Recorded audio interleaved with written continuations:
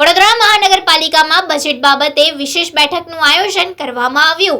વડોદરા મહાનગરપાલિકા દ્વારા આવનારા બજેટને લઈને વિશેષ બેઠકનું આયોજન કરવામાં આવ્યું હતું. આ બેઠકમાં મ્યુનિસિપલ કમિશનર અનુ મહેશ બાબુ તેમજ માનનીય મેયર શ્રીમતી પિંકીબેન સોની ઉપસ્થિત રહ્યા હતા. આ સાથે જ ડેપ્યુટી મેયર ચિરાગભાઈ બારોટ, સ્થાયી સમિતિના ચેરમેન ડોક્ટર શીતલ મિસ્ત્રી, નેતા શાસક પક્ષ મનીષભાઈ પટેલ, દંડક શૈલેષભાઈ પાટીલ, સાંસદ ડોક્ટર હેમાંગભાઈ જોશી, માંજલપુરના ધારાસભ્ય યોગેશભાઈ પટેલ તથા સયાજગંજ વિધાનસભાના ધારાસભ્ય કેયુરભાઈ રોકડિયા, અકોટાના ધારાસભ્ય ચૈતન્ય દેસાઈ સહિત અન્ય સભ્યો હાજર રહ્યા હતા. બેઠક દરમિયાન શહેરના વિકાસ, નાગરિક સુવિધાઓ અને આવનારા વર્ષના બજેટને લઈને વિસ્તૃત ચર્ચા વિચારણા કરવામાં આવી હતી. આપણે જેવી રીતે જ્યારે બજેટનું આયોજન કરવાનું હોય એના પહેલા સાંસદશ્રી હોય, ધારાસભ્યશ્રીઓ હોય, આ બધાની ઉપસ્થિતિમાં એમના દ્વારા આપવામાં આવતા બજેટ સમયે જે સૂચનો હોય છે, જે પ્રજાલક્ષી જે એમના તરફથી સૂચનો આપવામાં આવતા હોય છે, આ બધા સૂચનોનો સમાવેશ કરી શકીએ અને વડોદરા શહેરના બેટરમેન્ટ માટે, વડોદરા શહેરના નાગરિકોના માટે એમની બધી સુવિધાઓ અને બીજું પણ નવું કેટલું શું ઉમેરી અને કેવી રીતે વધારે સારી વ્યવસ્થા ઊભી કરી શકીએ એ માટે બધા પાસેથી સૂચનો આ રીતે આપણે લેતા હોય છે. આજ રોજ કમિશનર કચેરી ખાતે આ રીતે સાંસદશ્રી, સૌ ધારાસભ્યશ્રીઓ, 5 પદાધિકારીશ્રીઓ અને બધા સંયુક્ત રીતે બેસીને આ બેઠક કરી, જેમાં આવનારા બજેટ સંદર્ભે સૌના સૂચનો લેવામાં આવ્યા. એન્ટિસિપેટરી બજેટ માટે જે આયોજન કરી હતી એમાં અમને સજેશન્સ ખૂબ મળ્યા છે. એમાં ગ્રાસરૂટ લેવલમાં પણ સિટીઝન્સનું પણ સજેશન્સ આવી છે અને ફાઇનલ ટચઅપમાં આ વખતે અમે રાજ્ય સરકારમાંથી પણ ગાઈડલાઈન આવી છે. એટલે સ્થાનિક પદાધિકારીમાં MP MLA શ્રીનું પણ એમની વિસ્તારની સજેશન્સ લેવા માટે આજે અમને મીટિંગ બોલાવવામાં આવી છે.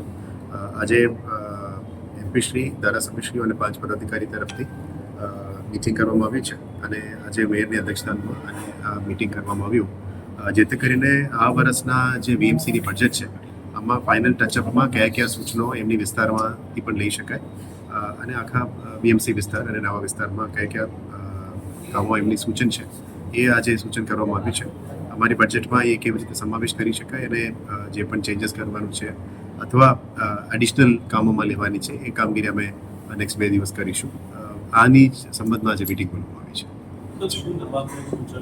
છે. ઇન્ટરનલ રિંગ રોડની પણ બધા વાત કરી રહ્યા છે કે સ્પોર્ટ્સ કોમ્પ્લેક્સ, ટ્રાફિક, બધાનો કોમન સજેશન્સ ખૂબ આવ્યા છે. બેઝિકલી એમની વિસ્તારની જે સમસ્યાઓ હોય એને ઉકેલ લાવવા માટે ટ્રાફિકનું અને રિંગ રોડ્સનું, રોડ રસ્તા, પાણીનું સજેશન્સ છે. એ અમારા બજેટલ પ્રોવિઝન્સમાં આવક અને સરકારી ગ્રાન્ટમાંથી જેટલું બજેટમાં ફિટ થઈ શકે એ ધ્યાને લઈને પ્રામાણિકતા આપીને આ કામોમાં લેવા માટે નક્કી કર્યું છે.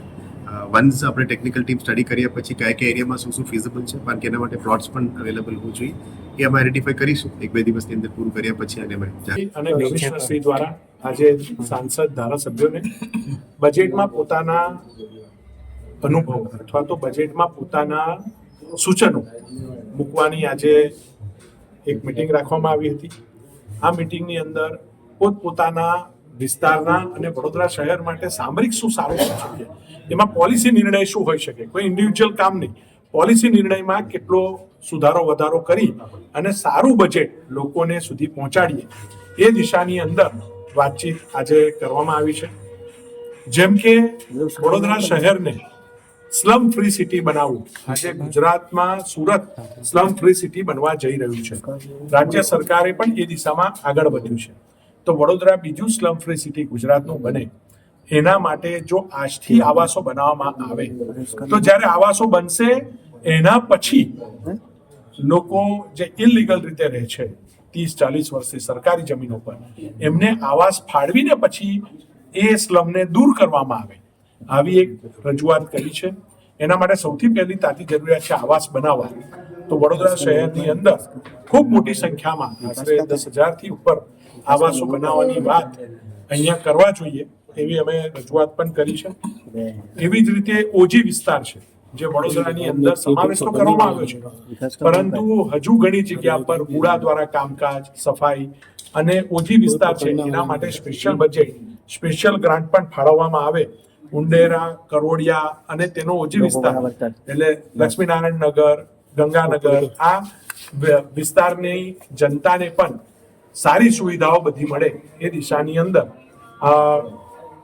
અમે એના પણ બજેટ માટે સ્પેશિયલ એલોકેશન રોડ રસ્તાઓનું ત્યાં કરવામાં આવે એવું ત્યાં અમે રજૂઆત કરી છે.